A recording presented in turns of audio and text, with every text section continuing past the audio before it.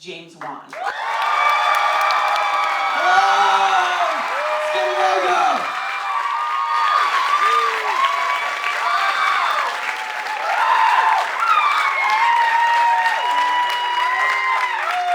This is awesome. Right? This is the best. This is the It's best. amazing how this is the second time Yep. ever. This is Yeah. incredible. You guys are gonna make this a massive event next year as well. It's huge. Amazing!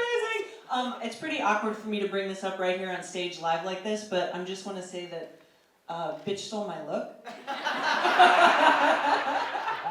I just want to. There's a little bit story to go with this. I have a little Funko Pop toy that's here at Comic-Con this year, and I thought I had to color my hair so that I could look like my toy. That's my only reason. Yes. Oh my Basically, it's a God. story that has been told for hundreds of years, and huge in the Latin community. And you might have heard it growing up, and if you're Hispanic, you probably heard it from your abuela, and she told you it, usually with a warning of you better be good, you better behave, or La Llorona's going to come and get you. And that is something that has a huge power, and it has been passed down by through generations and generations, and it's been scaring kids for years. And it's always like, don't go out at night, or you better listen to your elders, or whatever it is. I'm excited to introduce these three people. Some of my favorite people. First off, Linda Cardellini.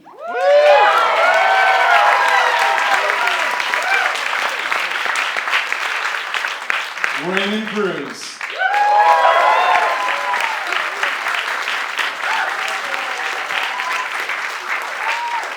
And Patricia Velasquez.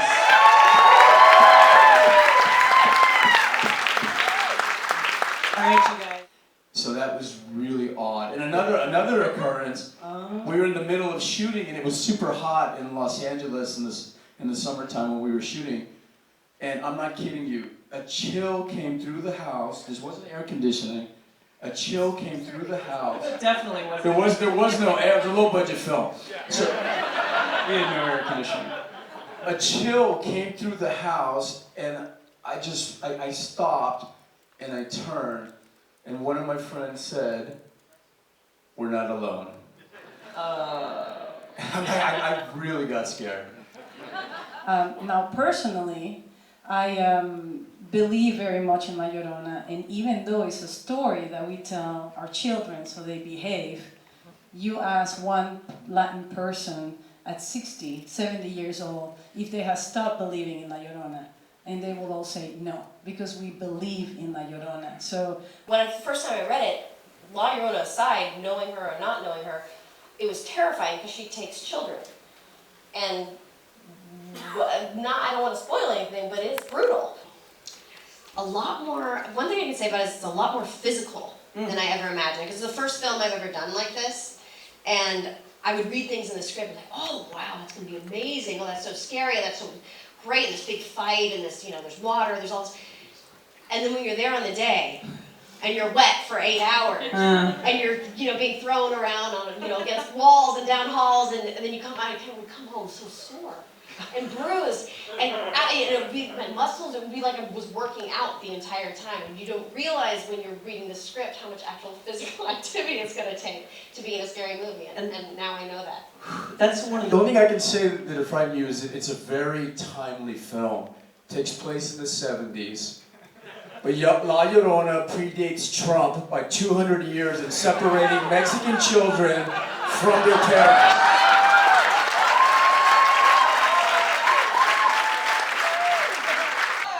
They're like backstage, like, should we come out? Come on out. All right, yeah, let's go. Great, welcome, Natalie. Welcome, Natalie. Who was here last year in this room? Nice. Nice, it's growing. There were only 5 people back then. Yeah, congratulations for getting in. It's been tough, I think. Right. The raffle. So let's talk about, before we show a clip, let's talk about Romania. Yeah. So that's where you were shooting. Yep, represent, down at the end, So you're a native. Yes, I am. Yeah. What's it like going back there to shoot this movie? Well, first of all, it was awesome to be known, hopefully, for something different than Dracula. Like, we're ready for something fresh. So, Thaisa, do you have like anything that? No, I wouldn't be the person to ask because I don't want odd things to happen to me because Got I don't like being scared. So I go home and I get in bed in my hotel all alone and the demon nun is like knocking on my brain and I start meditating and I breathe and I count and I don't let it come in. So I don't have any stories, I'm sorry.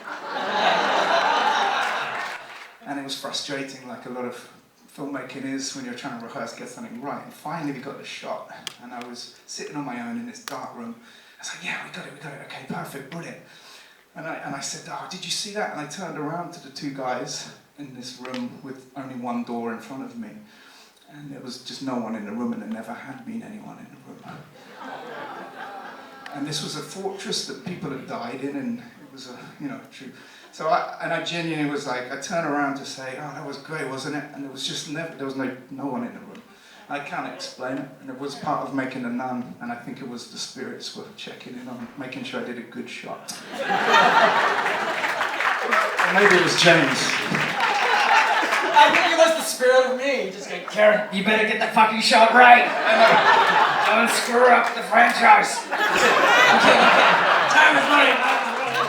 It's gonna just sort of, didn't want to give away too much because the movie, has a certain amount of surprises, but it's gonna sort of set you up and give you a flavour of this film because it is a slightly different kind of movie in the Conjuring universe, and I know that was, when I read the script from James and Gary, that's what got me really excited. Was it feels a little bit different. There's a little bit more of an adventure quality to the horror.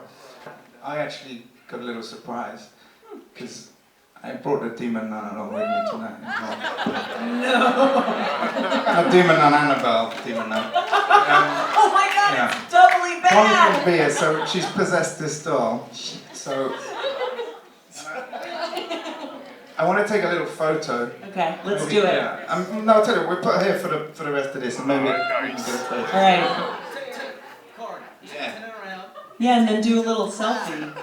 I'm sure you'll be able to find this with hashtag ScareDiego. Yeah, this is good. Look at that. Cinematographer's at work there. This is turning out great, and you're going to be able to see it all on the internet. Love it! Thank you, you guys. All right. And now she's just going to... Yep. So look, I'm very, very excited to be writing and now directing the next installment of Annabelle.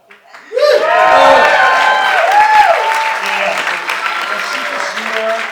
I'm still finalizing the script, but it really picks up at the Warrens bringing Annabelle to the place where it can really no longer wreak havoc, which is their artifact room.